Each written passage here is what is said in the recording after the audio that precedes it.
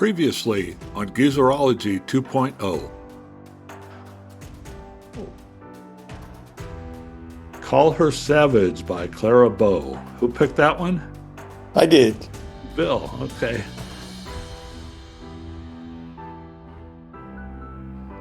Let's get down to it, shall we? Hello everybody, Scott here, welcoming you back to Geezerology 2.0. We're wrapping up our look at pre-code Hollywood this week with Call Her Savage. This was a 1932 film directed by John Francis Dillon and starring Hollywood's first it girl, Clara Bow. Clara Bow was one of the few big silent film stars of the 1920s who successfully transitioned to talkies. She had her big breakthrough in 1927 with the film It, and Clara became known in the culture as the It Girl.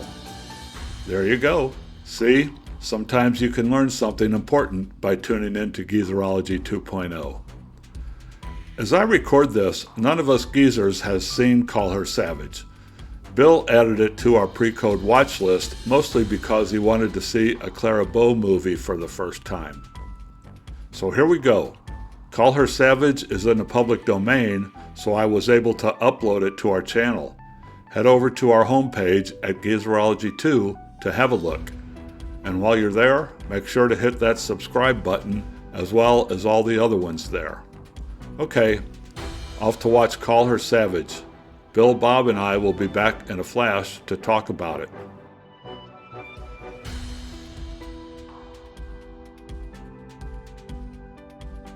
My connection with Clara Bow is pretty weirdly, there's like 2 points where her kind of existence intersected with mine. One, I think I was in 7th or 8th grade in a history book talking about, the early 20th century in America. We were covering the 1920s, and there was this little sidebar in the history book that talked about the It Girl, this actress named Clara Bow, and how this movie was incredibly popular and really kind of exemplified the giddy jazz age flapper kind of notion of the time. So it was one of those things that I kept in my mind because it's like the perfect Jeopardy question, right? It's like, so who was the It Girl? And the name is so simple, I could always remember Clara Bow was the It Girl. But that's all I knew about it. I knew it was a silent movie. And then, as you mentioned, Taylor Swift's Tortured Poets Department LP, double LP, came out in 2024. And, over the last few years, I've become a big Taylor fan. And I, of course, played the whole album. The first time I got through the tracks, I saw toward the very end was a song called Clara Bow. And I said, oh, I know who, that's the It Girl, because that was the only thing I still knew. But the first part of the song is all about Clara Bow and, becoming this almost out of nowhere a personification of things, and how people really loved her for, what she represented in the time and the part of the way the country and culture was developing. And so Taylor was kind of using that as part of her talking about Clara Bow and then Stevie Nicks in 1975. So that's, the perfect Fleetwood Mac, almost imperial period right at the very beginning of that. And then she talks about herself, but as a third person, like, you remind me of someone who looks just like Taylor Swift. So anyway, it's a clever little song, and it reminded me of Clara Bow. So I forgot about Clara Bow again, and until we decided to do pre-codes. And my confession now is that I had made a grave error, which is we're focusing on a movie I arbitrarily picked because it's a talkie. I thought it was her first talkie. It isn't. It came out in 1932, and this movie's called Call Her Savage, which appealed to my notion of savagery, and it's got to be, kind of sex-oriented in some manner or fashion, so this should be an interesting take. And so that's why I put it on the list, and then I had to watch it. You also watched another Clara Bow movie over the weekend, as I did. So two of them. You and I watched the same too, right? Yes, I had So I watched Call Her Savage, which is, given the kind of movies we've been watching in this pre-code era, especially the last couple, Gabriel Over the White House and the Madam Satan Zeppelin movie. This one didn't surprise me because it was, again, like 4 or 5 different genres stitched together, and you can see all the stitching.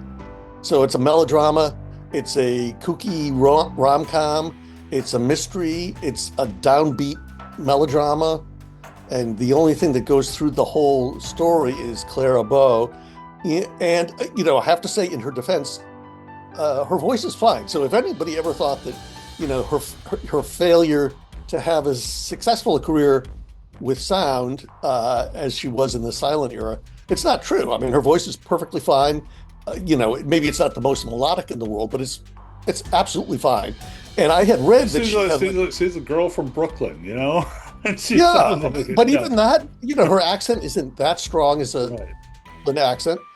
So she does I think a fair job, but the script is so insane that it really doesn't play to her strengths, which really disappointed me. So the reason I had to watch another movie is I said, I'm going to, check one of the boxes that I've been meaning to do for the last 50 years, which is to see the It Girl in It.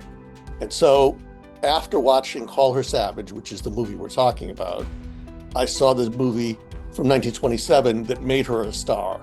And that movie was so fantastic. I felt both excited that I actually was seeing this thing and so sad because I saw what her career was becoming, even though she was still, a top draw. She just wasn't at her peak anymore. But she was like incredibly fantastic in this movie, which is, by the way, as a silent movie, is one of the best I've seen just because of its pacing. It's got a good script, and even the title cards are jokey. I mean, it's a funny movie, and she's so magnetic. She is saucy. She is saucy. I almost was like, I think I might be falling in love. This is very, very. I haven't felt this way in a while, and she was just great. She was great. So I felt I remedied the thing, but I wish I had recommended to you guys to see a pre-code movie, which would have been It from 1927 rather than Call Her Savage in 1932. Well, I thought Call Her Savage was pretty good. We talked about this before, where back in those days they would, and this was based on a novel. The Call Her Savage was based on a novel, right?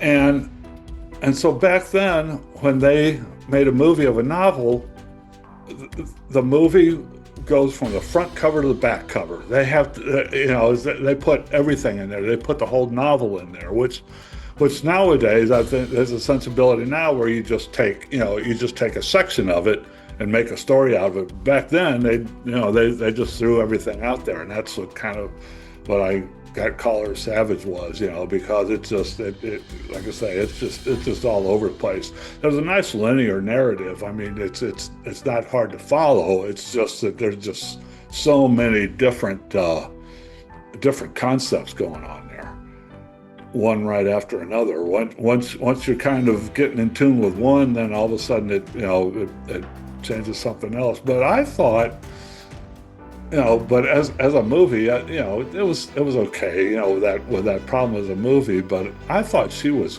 great in it. I thought it gave her an opportunity to show, to allow her to show her stuff, right?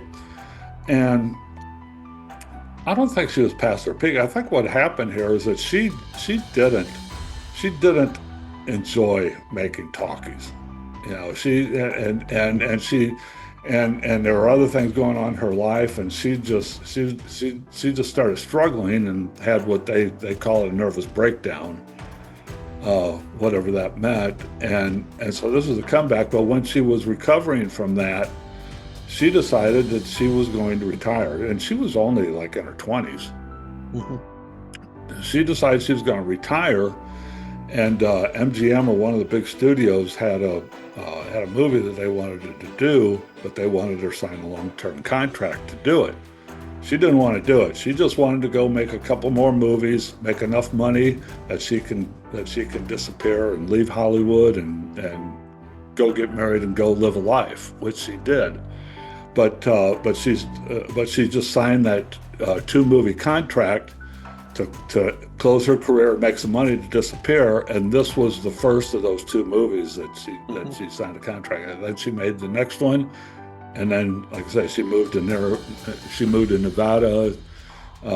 with her husband to a ranch and became an entrepreneur.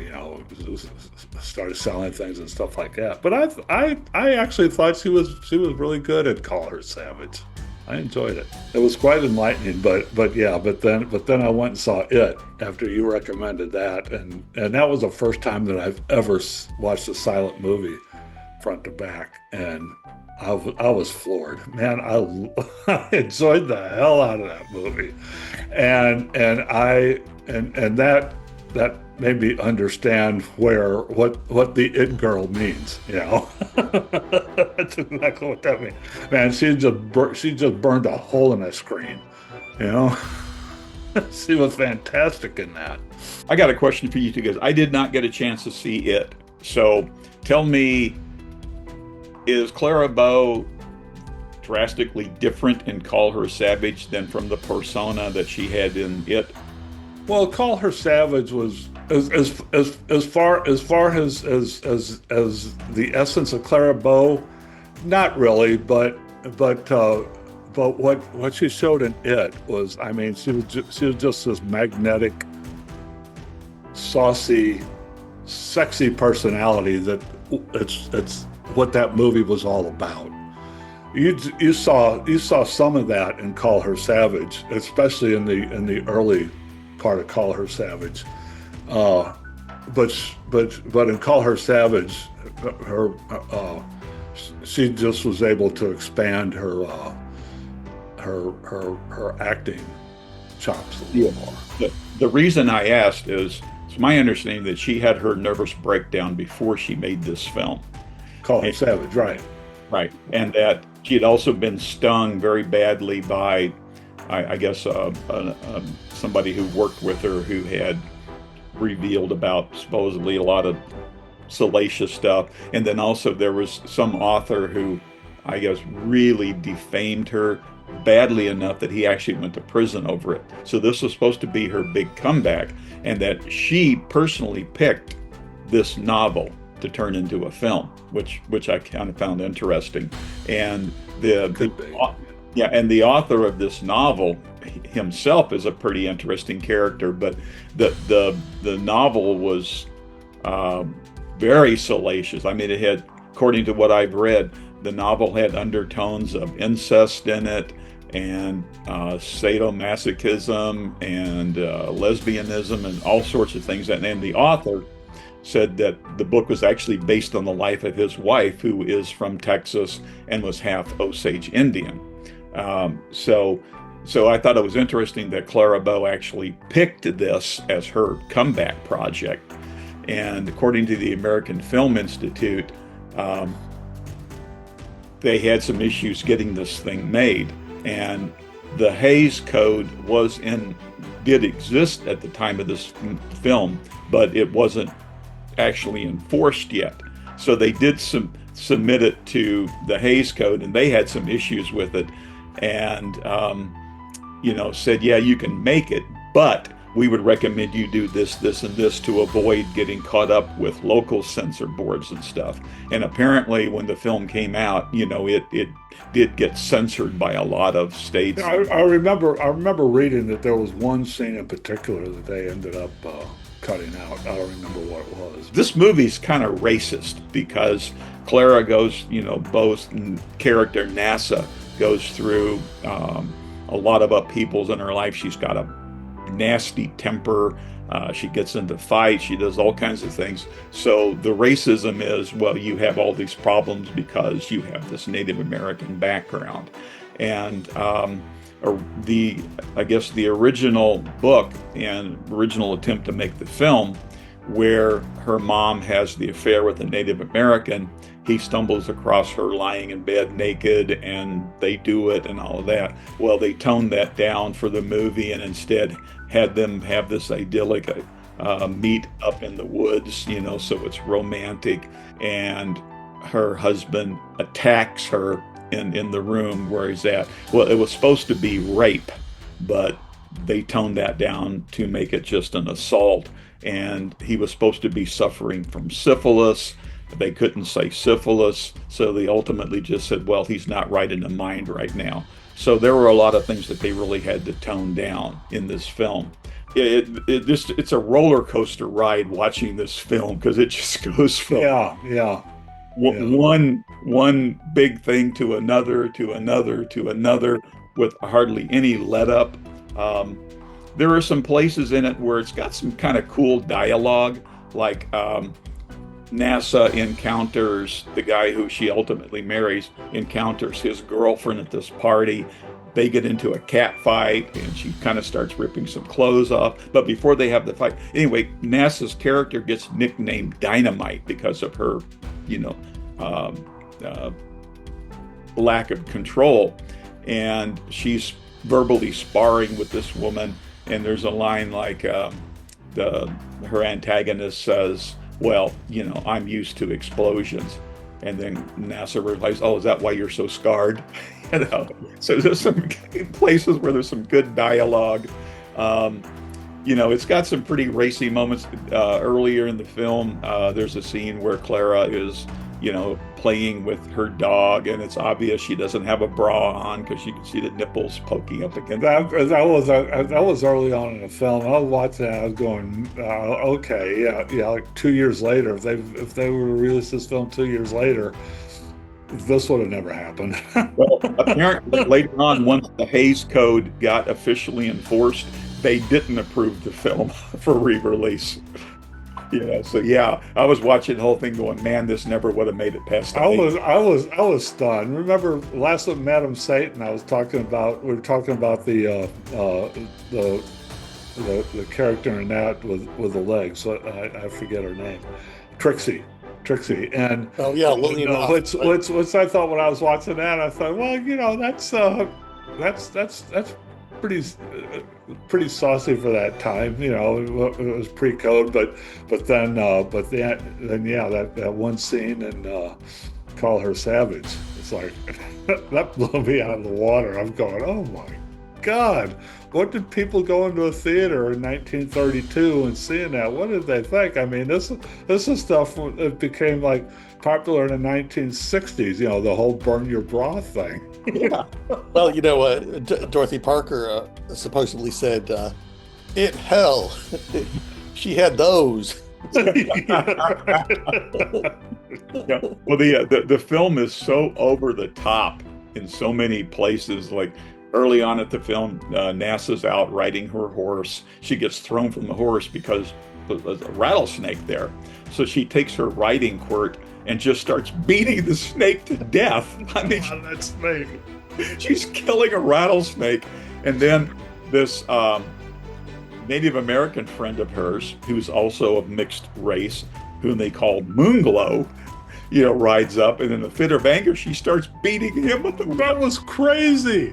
She just starts flailing him with that whip. His face gets all cut up and everything, and then it's like, oh, okay, well, she calms down, so they sit down and they're all lovey-dovey, and she's like, wiping the blood off of his face. Then she says, yeah, I want to heal you so I can beat you again. And Moonglow is portrayed by a very young Gilbert Rowland, who, for a matter of trivia, was in a silent film earlier with Clara, and supposedly they had an affair, back then. Yeah, it's just the movie is over the top. It's all over the place, but honestly, I was just as Bill was, I'm sure. I was just watching it just to watch Clara Bow, not necessarily to watch this movie, and I was impressed. I was impressed. I would say this is a a solid 3 for me. And what has actually happened now is I haven't gone seen it, which by the way is 5 all day. That's a 5. It's the highest ranking I can give a movie, and I haven't done that before. But that's a 5. I've started to watch the ones that are still available because some of her movies are gone. So even though she was popular, a lot of her early stuff is incomplete or lost. But there are a few of her sound movies before Call Her Savage, which I'm definitely going to watch because I want to see this happen. Now that I've started to dig into it, I read about her.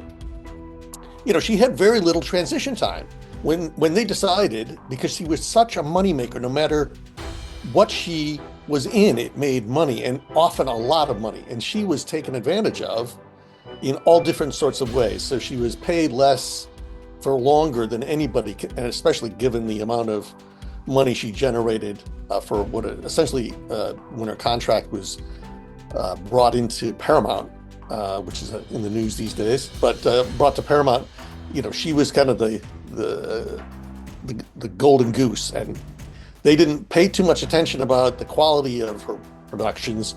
It was about, is it a starring vehicle for her? And so they kind of ground her personality out time after time. And the problem is, what I saw, at least in the start of watching this first speaky that she's in, that's this talkie from 1929, she's very sensitive to the fact that it's being recorded. So it's not about her voice, it's about, where's the mic? And yeah, I saw that she was always distracted by the microphone. Yeah. Her eyes would always go towards that microphone, and they had to right. And they would always try to work it so she didn't have to, just like all of the actors and actresses dealing with this transition. But she had very little time. They gave her a couple of weeks before they put her in a talkie. And I read about the great contrast with Clara Bow, who of course is, one of these timeless actresses. But she had a big period of time to work into a place where she would be in a, all talking movie. So they did not want to, put that at risk, especially given her accent and the fact that she had to learn, to expand her English vocabulary. But Clara, she's got, nothing to fall back on except her innate personality, which is so great in the silence. And it takes time for her to kind of work that into the sound, because it stymies what is her natural, kind of emotional. She had to dial the physicality back. Yeah, it's so and she had that's what I was reading. Is she just had a real hard time adjusting to that, and that was part of her stress that was going on with her, why she had this nervous breakdown. Because there were other things going on too, but I thought it was fun. And so did the public. I mean, it was a hit. I mean, the movie still made money, and it was still successful. But like I say, she had enough. I'm glad I watched these movies, and I'm going to watch these other sound movies with her in it too. I also gave it a 3, just because the movie itself, it was like an okay movie, but I really enjoyed watching her. I'm stuck between 2 and 2.5, and I guess I'll split the difference and go 2.5. It was interesting to watch. My big struggles with it is, I think you guys have both kind of touched on it. People were still learning how to act in a talkie, so you see that. Well, they were still learning how to write. Well, that too. How to write a talkie. Since you mentioned writing, interestingly, I guess this is the power that Clara Bow had in her contract on this film. She had final approval on the script, which was very unusual for that time. So I thought that was kind of interesting, that it does kind of show the power. Well, this was Fox Film Corporation, which we ran into them also with the Soup to Nuts. But they were just, I mean, they were small compared to the MGMs and the Paramounts and all them. So I'm sure that Fox Film was a lot more eager to do whatever they needed to do to get her signed to this contract, right? Yes, but going back to my rating, I had issues also with, some holes in the plot and things like that. I think it's a film worth seeing, especially if you're, into film history, and Clara Bow was certainly attractive, and she had a compelling presence. She had it. She had it, yes, she had it, you know, but I also need to mention the one other part of the film that was way over the top. The guy that she hires to be her escort decides to take her out to a restaurant where wild poets and anarchists gather. So they go into this low rent restaurant that's packed with people, and you have the scene of two waiters dressed in like French maids uniforms prancing around singing about how they wanted to be chambermaids on a battleship. So a wildly over the top gay scene. And then there's I guess like an anarchist in the restaurant who recognizes her escort as a rich man's son, and so next thing you know, she's throwing dishes all through the restaurant, again, just so over the top, so it's worth seeing just for, how the wildness of this film. She made one more movie, so yeah, she wasn't even 30 when she retired, So give her that, and my comparison that I was thinking of her was Marilyn Monroe, right? The other, probably the most famous it girl in Hollywood, if not the original. And she had some real issues, and the big difference to me, from what I know, between Clara Bow and Marilyn Monroe is that Clara Bow at least had her shit together enough that that she knew how to take care of herself and how to move on and how to and how to get herself healthy again. I thought one effective thing in this film, and I think Bill might have just touched on it, I found it really effective, is after she's divorced from her husband and her money is gone, you have this little montage, I guess that's the right word for it, where you see her coming up to a luxury hotel, like in a car with a driver, and then the next one has her taking a streetcar to a lesser quality hotel, and then she's walking with the baby in her hands up to this, I guess, tenement hotel, and in those three brief shots, they actually had an effective way of showing her downfall, and I thought that was a piece of effective filmmaking. And it was in kind of contrast to everything else just being over the top, jumping from one major plot point to another, to another, to another. But I thought that was kind of effective. I thought it was a good movie, especially putting it in the context of its time. Those of you, if you're watching this and you have no idea of Clara Bow, you know who Betty Boop is, right? Think of Betty Boop. Betty Boop was modeled after Clara Bow. I did not know that. Interesting. And that's a wrap on our look this month at Pre-Hays Code Hollywood. I found that quite entertaining and educational. I'm hoping you did too. Bob, Bill, and I are going to war next month. Join us Tuesday as we populate a wartime watch list and learn what 5 movies we'll talk about in May.